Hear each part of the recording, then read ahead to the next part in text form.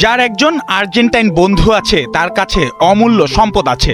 বিশ্বকাপ হারার 7 দিন পর লিওনেল স্কালোনির চিঠির শেষ বাক্য এটি, অথচ এই একটি বাক্যের মধ্যেই লুকিয়ে আছে আর্জেন্টিনার পুরো বিশ্বকাপ। বন্ধুত্ব, ভালোবাসা, যন্ত্রণা এবং শেষ বাঁশির পরও একে অন্যের হাত না ছাড়ার গল্প। কাতারে তার হাতেই উঠেছিল সোনালী ট্রফি। 4 বছর পর নিউ জার্সিতে সেই হাতই থেমে গেল বিশ্বকাপ থেকে মাত্র এক ধাপ দূরে। 2022 সালে যে স্কালোনি আর্জেন্টিনার 36 বছরের অপেক্ষা মুছেছিলেন, 2026 সালে তাকেই লিখতে হলো আমি দুঃখিত।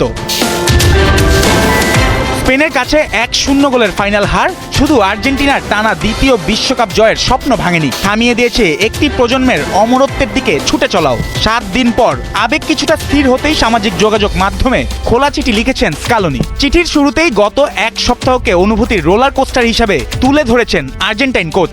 দুঃখের সঙ্গে আনন্দ, কান্নার পাশে হাসি, উৎকণ্ঠার বিপরীতে শান্তি। বিশ্বকাপ পরবর্তী প্রতিটি মুহূর্ত যেন তার ভেতরে খেলছে এক আলাদা ম্যাচ।